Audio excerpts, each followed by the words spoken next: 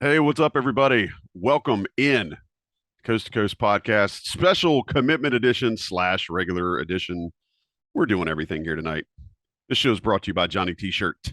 All right, Coast to Coast Podcast here on InsideCarolina.com. I am Joey Powell, your host. You're not here to hear or see me. You are here for the two gentlemen that are joining me on the screen. If you are watching on YouTube, which we highly recommend, but if you're more of an audio consumer, that's fine too. I will still tell you they are on your screen, even if you're not viewing a screen right now. Sean Moran, Sherelle McMillan, the two guys with the info, the plan, the way to execute. Sean, how you feeling? I'm still doing well from that UNC money line victory on Saturday, and just getting through the heat dome in Southern California right now. So you would be referring to the UNC football victory in which they scored roughly 793 points between them and their opponent, Appalachian State, on Saturday afternoon. Sherelle, how you feeling, man?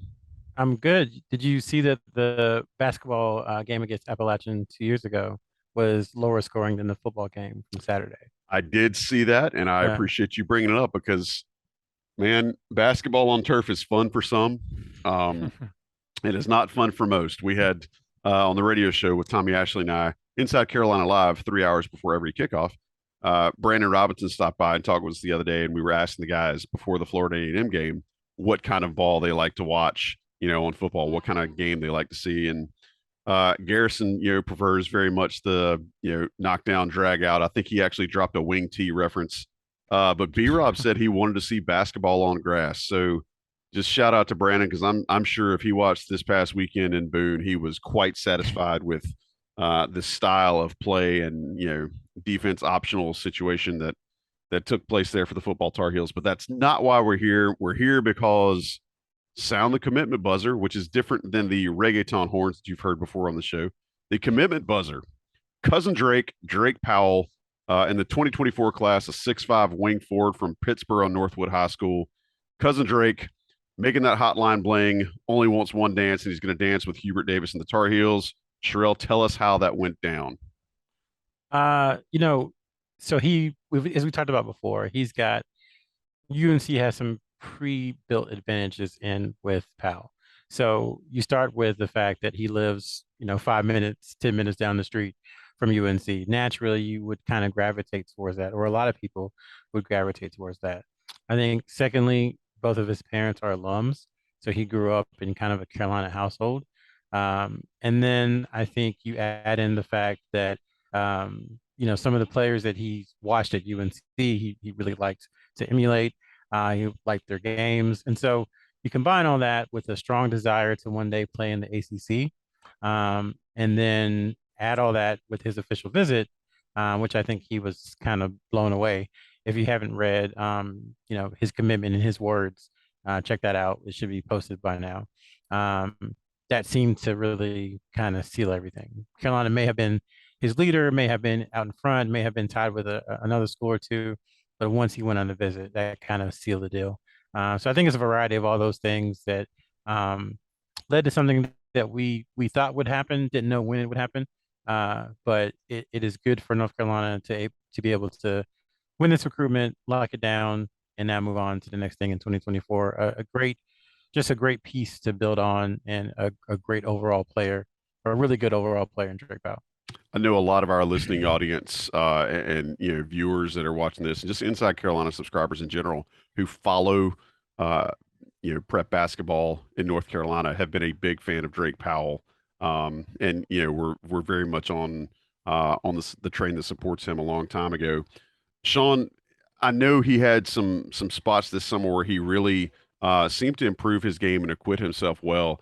We talked about it on past episodes here on the Coast to Coast, but you pointed out a lot of things that he really did as far as rounding his game or making his game more well-rounded and kind of coming into form and coming into his own. How do you feel like he acquitted himself this past summer? What do you feel like he can work on, between now and his time in Chapel Hill? And then if you wouldn't mind, ballpark where you think he might end up in the next 24/7 rankings. Sure, I think he had a pretty good summer. He was playing on the U16 level. Sometimes you'll see a lot of the top rising juniors playing up on the 17s, but I don't think there's a huge difference. He'll be playing on the 17s next year. I think you've seen a guy that's continued to grow as a player. He came obviously on the radar as a freshman, being a local product. I think from a high school standpoint, you've seen him uh, continue to trend up, still with really the 2 formative years left to go, and even on the AAU circuit, playing in Peach Jam, playing in the Nike tournaments, you saw him really be one of the top guys on that team. I know CP3 didn't have the Peach Jam they expected, but he had he played well in Kansas City. He played well, scoring just under a little under 10 points per game. But for him, it's all he's not going to be the guy that's scoring 20 a game. Averaging 20. He might score 20 every now and then, but his game, the key word is versatility, offensively and defensively. And I think defensively is what is going to probably get him on the court earlier at Chapel Hill, just given what we saw this past year with the freshmen and some of the struggles they had getting playing time. So I think defensively, he's going to be able to guard multiple positions. Offensively, he's a very unselfish player that has that pass first mentality, but he can operate from the wing. He can attack. He's athletic, so can finish at the basket. From an improvement standpoint, we'll be saying this over the next few years and even into him getting in Chapel Hill, but it will be continuing to improve the 3-point shot. He shot 35% from three in AAU play, which is pretty good, especially for a junior. But I think probably still needs some work just on the shot mechanics and making that a little more consistent. Right now, I'd say he's most comfortable in that mid range, kind of that one dribble, two dribble, getting to that free throw line and pulling up.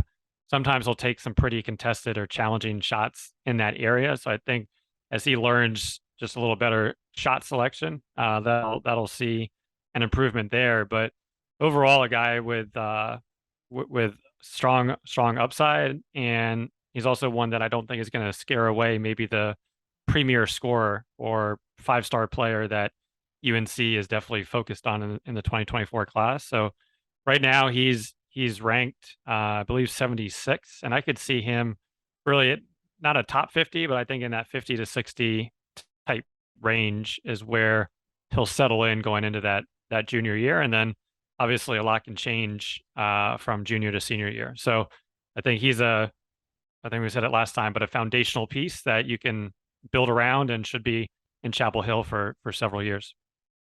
Definitely seems like a strong 4-star caliber player. And Sherelle, Sean just mentioned the other players that may or may not be affected by a commitment from the likes of Drake Powell, but this is a strong year for talent, or the 24 class is a strong class for talent in North Carolina. Do you feel like how does this commitment from Drake Powell help or hurt, or what does it have to do with any of the other kids that they have their sights set on right now that have offers from UNC? I think it lets them know that, what is it? They say the train's leaving the station. You better get on board. That kind of thing. I think it lets them know that there are limited spots. You're not going to see many classes anymore, especially from UNC, of 5 or 6 high school, seniors. I just don't think that's realistic. It might happen once every 5 or 6 years, but it's not going to be a regular occurrence. And so Drake Powell has now, I almost said Drake May. I was trying to get through the whole thing without saying Drake May. It won't Drake be the Powell first or the has last time, bro. Yeah, for sure. He's solidified one of those spots now. So that's one less spot for someone else who may be seriously interested in North Carolina. So I think that is what the commitment says, is that they'll wait, but they're not going to wait forever. And that's been the theme with Hubert Davis, really through now. This is the start of his third class that he's seriously recruiting between 2022, 2023, and 2024. That's a common theme, is that they'll give you some exclusivity on the offer for, a certain amount of time, whether it's 3 months, 6 months, or in some players' cases, 12 months. But after that, they're going to move on if you don't, make a decision or give some serious indicators one way or the other. So I think that's what it says for a lot of guys, because, this is only his junior season, and in September of his junior year. That's pretty early for a commitment. So I think that's what it says. It kind of sends off warning bells to anyone who is really interested in North Carolina and wants to go there, that you got to hurry up. That's interesting to look at how that might affect. I was thinking about just other players in general, but I love the context of how that might affect other folks' timelines. And speaking of how the staff typically goes out with recruiting and players that they prioritize and what order they may come into to UNC or make their commitments, we found out that TJ Power, one of UNC's last prospects for the 23 class, committed to Duke, which means now UNC has one remaining target from that 23 class. You remember all the things that have gone on since since UNC started putting out offers and taking commitments from that class. Sherrell, Zayden High seems to be the last guy standing with a potential ticket to Chapel Hill. Do you want to talk about an upcoming visit for him and where that sits with the Tar Heel staff right now? Yeah, just to reset his recruitment. So he's a player that they first saw in April, and it's ironic that this is coming around because I think they watched him and were considering him because of another player who wasn't, making a decision that they were waiting on. And so he got really close to a UNC offer in April, but then that player decided to go ahead and commit to UNC. Ironically, that player's decommitment from UNC is the reason that UNC tried to get in with TJ Power. And then the next day after they offered TJ Power, they offered the high as well.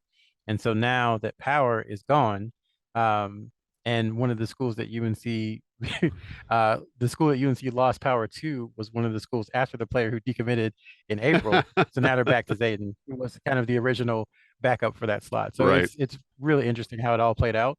But he's coming on a visit for live action with Carolina basketball on September 30th, which is the new Midnight Madness / early evening madness, as Joey called it, / late evening with Roy / late night with Roy. And Sundown that with will Doherty. be, I don't know, whatever they called it. yeah. So that will be his third overall official visit, but it'll be his first senior year visit. So he took an official visit to Villanova back in June, and then he took one to Michigan just before the dead period started at the end of July. So you're looking at those two schools who seem to be up front because they've gotten official visits. Then you also look at Texas. I think he's taking an unofficial there, and then North Carolina. And right now, that's the North Carolina visit is all he has on the book. So North Carolina still wants him. He's visiting. He is a player they're going to go after, and they do have playing time to sell. They have the North Carolina stage to sell. They have the success of some of the guys who have played his position in the past to sell. So, we'll see what happens. We always say if they get on campus, anything can happen. And he's going to be on campus for a pretty cool / big weekend. Yeah. Sean, I want to come to you in a second about Zayden High's game, but Cheryl, let's stay here for a second. Does his transferring to Compass change anything with regard to how he might perceive North Carolina or vice versa? I don't think so. Compass is kind of a national program, and so they're used to, sending guys basically all over the place. More of a definitely a serious prep school, serious prep route, going there to play a national schedule. So I don't think it'll impact it too much. In previous years, it may have, but I think with the way North Carolina is conducting itself and the way it is opening doors that maybe it wouldn't have in the past, that I think it's not an issue with Hubert Davis and his staff. Sean, let's talk about Zayden High's game. He had a very Jekyll and Hyde summer. I feel like he looked really good early on. Then I think the second time UNC watched him and some other people watched him, he was not as consistent. What would you take away from how he performed this summer as a whole? I think inconsistent is a good word. You mentioned with him really starting out so hot in that very first spring live period, cooling off the second spring period, and then just kind of up and down throughout the summer, not too up and not too down for the most part. Whether it was Kansas City or Peach Jam, I think he had I'd say some solid games and maybe some games where he didn't shoot the ball the best. But I think when you look at him, you see a big guy that has a good frame, that can run the floor and shoot it.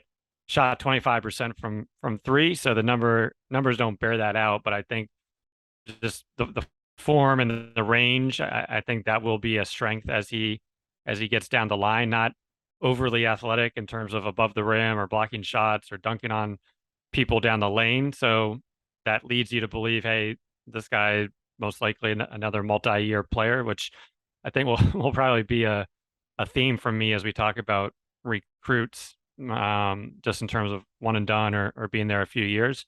But I think he can be a good rebounder, and he does have that ability to be comfortable outside the 3-point line and kind of provide that potential spacing that UNC is going to be continuously looking for from their fours and fives going Yeah, forward. that's what I was going to add too, Joey. If we go back to when Hubert Davis was first named head coach, it felt like the only word he was using words were spacing and shooting, spacing and shooting, spacing and shooting. And I understand that his percentages weren't high, but if you just watch him shoot, it looks better than the percentages were, to Sean's Mhm. point.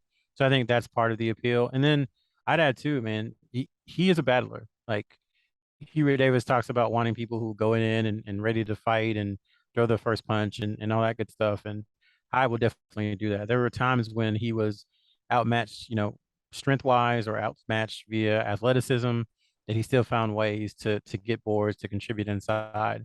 And so while I don't think he's a full-time, banger type five like Armando Bacot, he can definitely get down there and get his nose dirty and play with the big guy. So that's a plus as well when you're wanting to play the way Hubert Davis is. If you can have someone who can stretch and who doesn't mind getting down in there, like Brady Manick, to some extent, then I think that's a plus. So I know folks see his ranking and see some of his play and maybe are a little down on him or wondering why UNC doesn't look to the portal after the season, but I do think he is a legitimate player. And I think he would be a good fit at UNC. And you can do both. You don't have to just have one or the other. And I think a lot of folks are going to be, will look back at the end of September and be really happy that they got high on campus at UNC. I'll be here all week, folks. One thing I will be doing all week is thinking about what I'm going to get a Johnny T-shirt before the Notre Dame football game. We got this coming weekend. The Tar Heel football team was in Atlanta playing at Georgia State. Then you got an open date. So you got 2 weeks to get your gear before the Notre Dame game. Notre Dame, like into September, that's when things potentially you start to get that false fall in North Carolina. You could potentially start getting your fall gear to wear to that Notre Dame game, and that game's going to be hype. There's going to be a lot of people there. Notre Dame always travels well.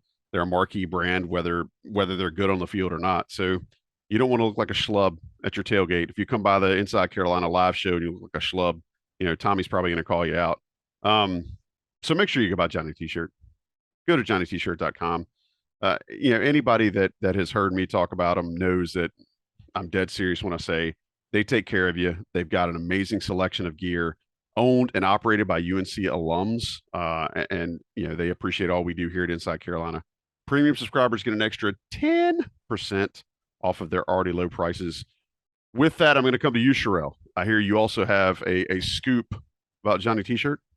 Yeah, so there's a recruit who's visiting over the next couple of months. I won't mention the name just for anonymity's sake. And this recruit said, "I really want to get some gear while I'm on campus." That's what him and his father said. And I was like, "How much time you got, man?" I said, "Johnny T-shirt is the place to go." Those were my exact words. Not that how much time you got, but Johnny T-shirt is the place to go. So when that recruit arrives in Chapel Hill, they know where to go. They're going to go to Johnny T-shirt. I'd like to think they've heard this show. I'd like to think they've heard this show and they understand, we tell you that the reason recruits commit is because they go to Johnny T-shirt. The first thing recruits do when they're on their visit, whether it be official or otherwise, is go to Johnny T-shirt.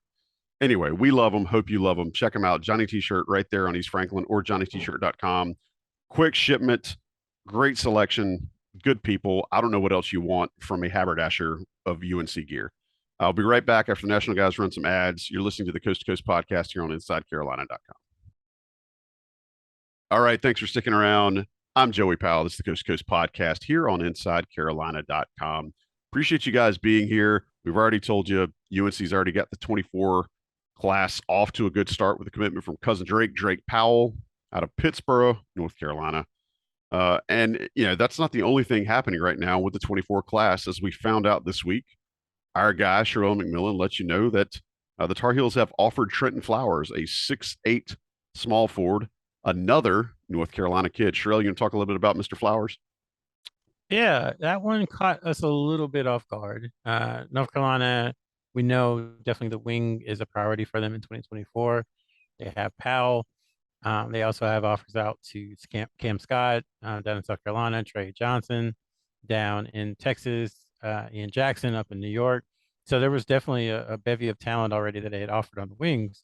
And Flowers is someone they've watched for some time. I think Sean May watched him for the first time last December at the Chick-fil-A Classic down in Columbia, South Carolina. But we just didn't think it would get quite to an offer because like I said, Sean May watched them a ton. They watched them some in Orlando. They watched them some in Indianapolis and Kansas City. And the communication seems to have been consistent. But just a little surprised. But now he's at Combine Academy in Lincolnton, just outside of Charlotte.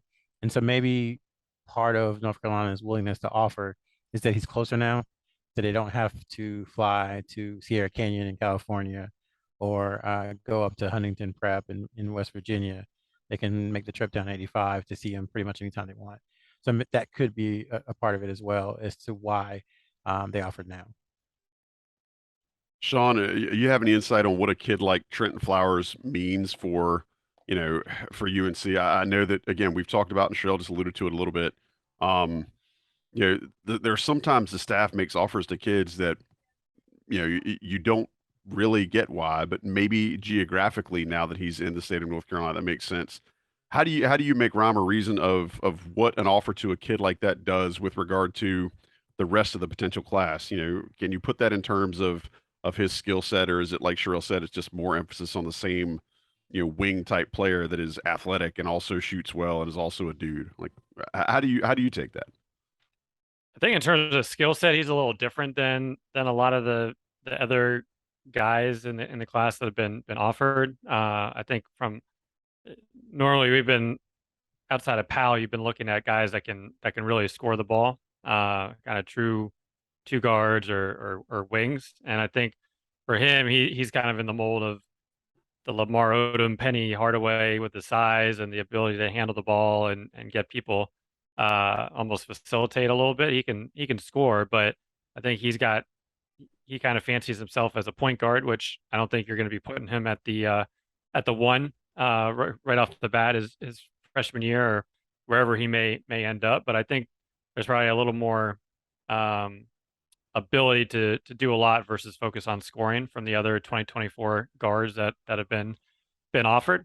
I think it doesn't look like a normal UNC offer in terms of where he's been bouncing around, as Sherelle mentioned, but perhaps it is, hey, we saw him, we liked him earlier, now he's in our state. Let's see what can happen, Mhm. and just playing out that scenario versus, not looking at it right now and not taking advantage of it being in your backyard, and maybe it could turn into an opportunity down the road. So I'd say it's covering the bases for a talented player and seeing what happens. But with Drake Powell being one commitment, they're obviously looking for probably one more wing and kind of that 3-4-4-3 as well, like the Jaren Stevenson type. So there's not a lot of open spots. It's probably one or two, and we'll see where that one goes. I mean, I guess you could say it's live action on the recruiting trail too. Uh, Sherelle, last nugget that we have with regard to prospects on UNC's radar, Isaiah Harwell has set a visit date. I'll let you talk about that, but uh, a member of the class of 25. He's a 6'5" shooting guard. I can't wrap my head around the fact that 2025 is a class, much less that we're talking about it. But the kid's from Pocatello, Idaho. I don't remember in all of my years of following and paying attention to Carolina basketball, I don't know that I've ever seen or heard of a player mentioned in the same sentence as UNC basketball being from Pocatello, Idaho. Sherelle, shoot that down or whatever, but then let us know what you know about Harwell setting up this visit. First, I want to shout out someone on the message board. They called him the Portatello pistol. And I laughed so hard at that at my desk. I thought it was hilarious. Yeah, I don't think they've in the modern era they for sure 100% haven't. Maybe there's some obscure person in the 70s or 60s or 50s that we aren't aware of. But I'm pretty sure it's the first for North Carolina to have a recruit that it's seriously interested in from Idaho. Yeah. He actually goes to school now in Utah, so that almost seems like a first for Utah too. I'm sure there's someone, but there haven't been many if there is someone. So definitely not the typical fertile recruiting grounds of the Southeast of North Carolina, Virginia, South Carolina, Florida that North Carolina is used to, but still he's a national level recruit. Hmm. It's obviously very early in the sophomore class. 24/7 hasn't even done an initial 2025 rankings batch yet, but Harwell will be in, a top 10 type guy. I think some people believe he should be higher, but he definitely shows an ability to score, to handle. Talked to a few people who saw him at multiple Adidas events, and they said not only was he the best 15-year-old player there, maybe he was the best player there, period, with the way he performed.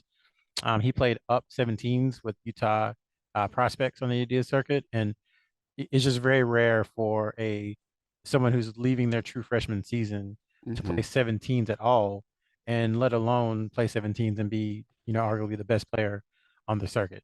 So that says a lot about his game, about his maturity level, and about how he's got to continue to get better moving forward to kind of stay atop. And that's why he made the transfer to a school that's going to play a national schedule. But he'll be visiting UNC the weekend of the Notre Dame game. So the schedule to arrive, I think, late on the 23rd. And even though it's an unofficial visit, the itinerary will probably be very similar to an official visit.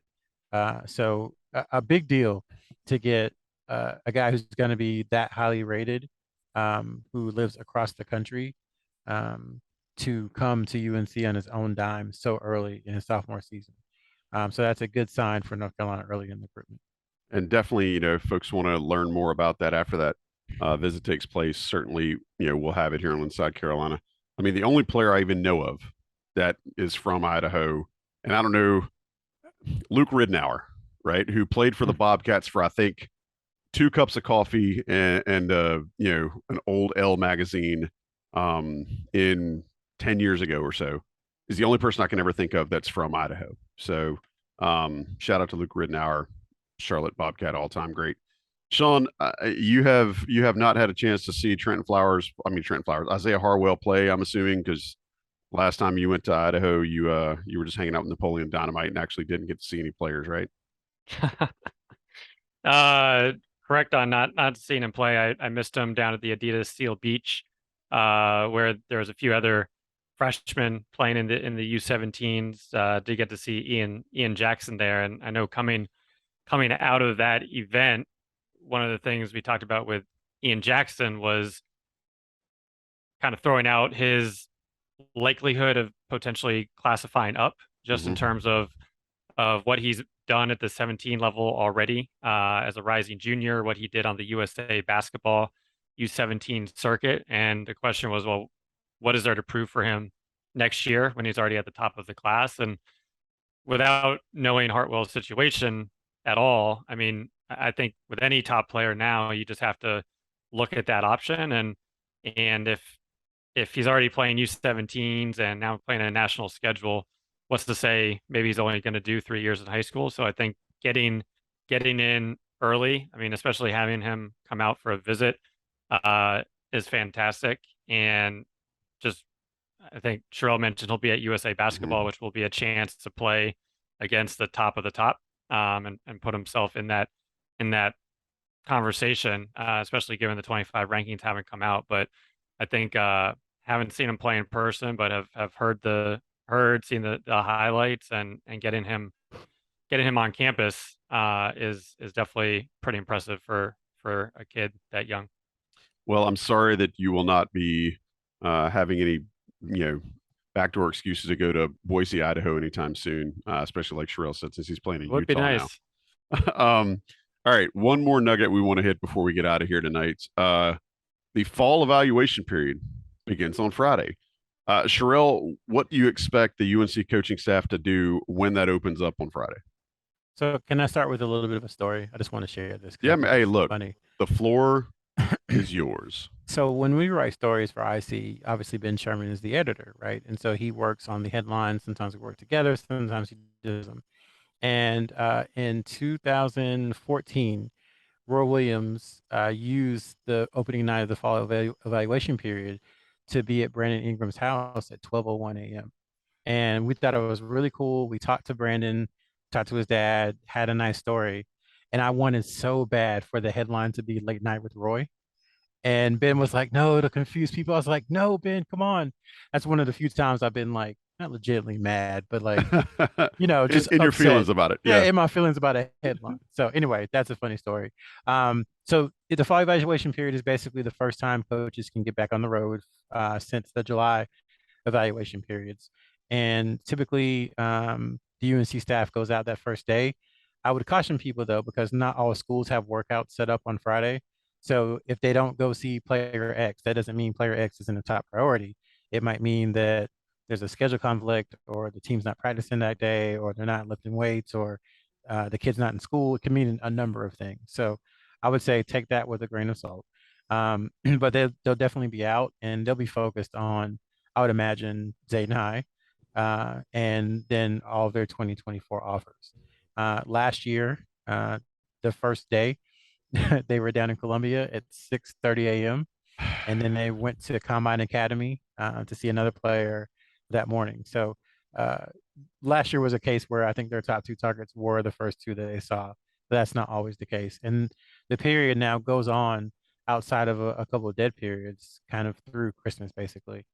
And so you'll see reports of UNC staff members, seeing players all around the country pretty much. They'll go see Boogie Flynn, they'll go see James Brown, they'll go see Jaron Stevenson and Drake Powell. They'll go see all those guys, but it won't all be on Friday. It'll be over the course of, 2 weeks, 3 weeks, 4 weeks.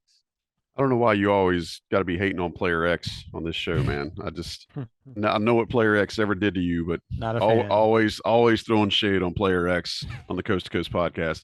Sean, what does the fall evaluation period opening up mean from a national standpoint? National landscape. Is there ever really any movement that happens then? Can you pick out any trends? I mean, what do you see when that typically happens? We know what it means locally, but what does it mean on a national level? I mean, I think it's more just in terms of who are they going to prioritize. It's almost a shifting of, they've spent all spring and summer watching the different classes, for the most part, providing an emphasis on the rising senior class. And for that rising senior class, now it's going to be minimized to people that have committed or people that you're still chasing. In this case, it's really one player. So for UNC, there's going to be a strong focus on 2024, which they've had. And from here, it's been almost 11 months since they made their first 2024 offer with Jaron Stevenson. And then it was a pretty slow cadence after that. But there's since been a handful of offers across different positions. So one, who are they prioritizing from the offer list? Two, who are they looking at that might not have an offer, that could be getting an offer early on in the junior season? And then three, we're just talking about 2025. And I know there's a list that they have that they're focused on. So who are some of those early guys that they're looking at? The 24 class is so strong locally, but the 25 class, once again, Utah, Idaho, we're talking about, but are there others outside of the North Carolina, South Carolina area that they want to put as a priority? So I think that's the best part of this time period, of just seeing the emphasis placed on the kids that have a little bit more time to go in their recruitment and in their high school career. That's a good answer. I want to ask. Go ahead, Shrill. I was just going to say a name to watch, in my opinion, would be Robert Wright, who is a point guard out of Philadelphia, played for team finals 16 and under on Nike's circuit. UNC has contacted him.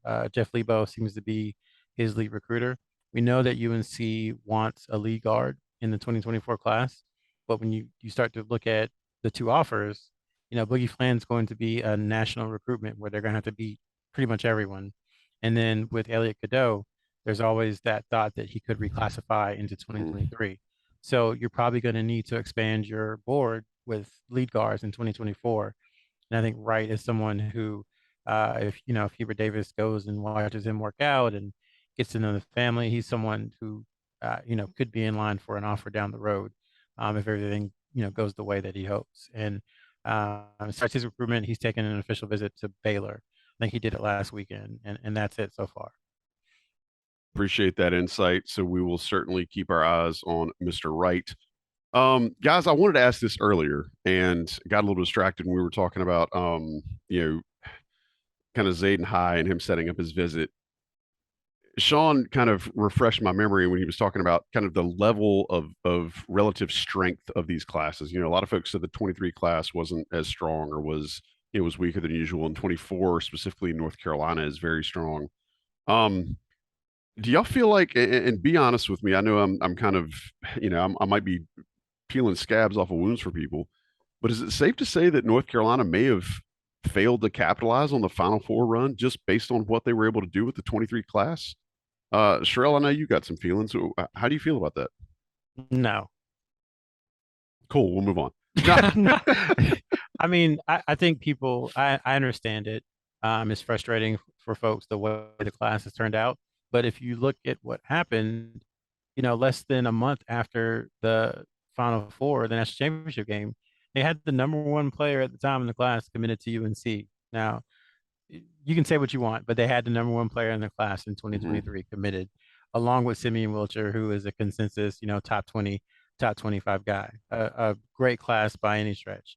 And they were in prime position with Montes Pizelis as well before he decided to go to the G League. So I would say that it's just unfortunate circumstances. Let's just go through a hypothetical. Say that the player never commits, Gigi Jackson never commits to UNC in April. It's a situation where TJ Power or someone like him who had a rise, throughout the April and throughout the summer could be committed to UNC right now. But it's just hard for me, and I've been talking with people about this on the message board. It's yes, UNC lost out on Power. They got in pretty much at the same time as Duke, who got his commitment. However, you just can't ignore the fact that UNC never would have been in that situation had something unprecedented and historic not happened in July. So, in my mind, after the national championship game, here's what happened. They got a 5-star in Caleb Love back, a 5-star in Armando Bacot back, a 5-star in Leaky Black back, a 5-star in RJ Davis back. They got the number one player in the class at the time to commit to them. And then they went out and signed one of the, top 5 or 10 transfers in the portal. So again, I get the frustration, but when you look at things from a high level, I don't think you can say that they failed to use the momentum. It just something crazy happened and crazy things happen. The product was not the result of the ingredients used. I could see that, and I appreciate that perspective. You said it better than I did. No, in fewer words. But you brought a lot more insight, which I think is helpful. Sean, how do you feel about that? Do you feel like Sherrill's kind of spot on, or do you have a different view of it? I agree with, I tend to usually agree with Sherrill and his comments. I think 2023 never seemed to be a class of I don't want to say a huge priority because they were really focused on a guard. They got Wilcher early, and then it was, hey, we're really focusing on Gigi, and they got him, and then they didn't have him. But it always seemed like their intent was to have a 2 to 3 person class max. Right now it's Wilcher, maybe Zayden High, but I think then that goes to 2024 and how important that class is, and how does UNC use not just the Final Four run to get them into what we talked about last year. They were becoming nationally irrelevant. They're nationally relevant again with a number one team and pretty much everybody returning. But now you're going into being able to, after everybody departs after this year, starting to play the bench players. But now in 2024, you can sell playing time pretty easily to pretty much any position. And if you're not able to capitalize on all the talent returning, UNC being in the news and a strong talent base in that area, then I would be much more concerned about only having Wilcher in the 23 class coming right off of a Final Four. All right. Yeah, I agree with Sean. Really, the litmus test more so is 2024 than 2023. If 2024 turns out to be a class that's not so great or only has 1 or 2 guys, or just they missed on every target except for Drake Powell, then yeah, that's an issue where they failed to capitalize on a Final Four run and then a season where they started off probably preseason number 1 and number 2. So if we have this conversation in a year and the recruiting class in 2024 doesn't look great, then I would say I would answer your question yes. But right now, I don't think you can say that they failed. Fair enough. Well, again, wanted to make sure we got that out there because, like you said, Sherrill, it has been some scuttlebutt around fans and around Inside Carolina subscribers. So I want to make sure we addressed it. But with that, let's put a bow on the show and get the heck out of here. Guys, I appreciate it. Sean, you've got something coming about Cousin Drake very soon. You want to plug that before we close up? Yeah, should be an article and a scouting video report that comes through some of his Peach Jam games as well as Kansas City, and just goes through some of his strengths and areas of improvement, which we talked about earlier today. So I'm sure that will be the first of several videos to come with the high school season right around the corner, and then another AAU season to go. Awesome, man. Look forward to it. As always, I think those video segments are really well done, and appreciate the insights you bring to them. Sherelle, anything before we get out of here? Yeah, just circling back on Drake Powell, I would just say, man, he's a good basketball player. That sounds simplistic and it sounds cliche, but he really does do a lot of things well. And as Sean said, his versatility is going to be really welcomed at UNC, especially with the way he's dedicated himself to becoming an excellent two-way player. Hey, you got to have good players, man. I'm not a brilliant mind, but even my knuckle dragging self can recognize that. All right, guys, I appreciate it as always. You guys do an amazing job, and I appreciate what you bring here. To everybody listening and or watching, hammer that subscribe button, please. Give us a rating and review if you'd like. We really appreciate it. Lets us know if we're doing well or if we're doing poorly. And again, if you don't like what we're doing, if there's something we could do better, give us a heads up directly. Message me, shoot me a note on the message boards, or let Ben know, and we'll make sure we try to clean things up a little bit. We got to clean it up, right? Like that's something we definitely got to do. I know Sherrill loves hearing that, so we're going to try to clean things up if there are things that need to be cleaned up. But we appreciate you guys. Thanks to Johnny T-Shirt for sponsoring. Thanks to John Siegley for producing. But for Sean Moran and Sherrill McMillan, I'm just Joey Powell. We'll see you guys next time on the Coast to Coast here on InsideCarolina.com.